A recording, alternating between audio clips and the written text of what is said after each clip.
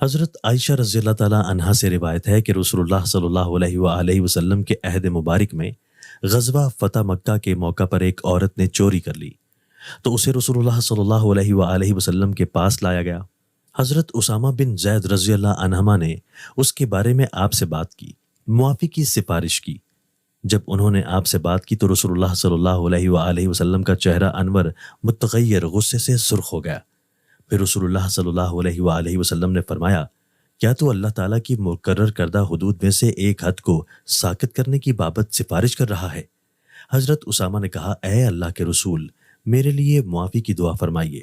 پھر جب ظہر کی نماز ہوئی تو رسول اللہ صلی اللہ علیہ وآلہ وسلم کھڑے ہوئے اور اللہ عز و جل کی تعریف کی جو اللہ عز و جل کی شان جلیلہ کے مطابق تھی۔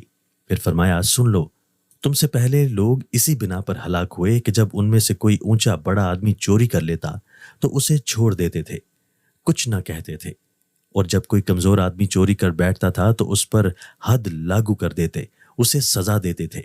پھر فرمایا، قسم اس ذات کی جس کے ہاتھ میں میری جان ہے، اگر فاطمہ بنت محمد بھی چوری کرتی تو میں اس کا ہاتھ بھی کاٹ دیتا۔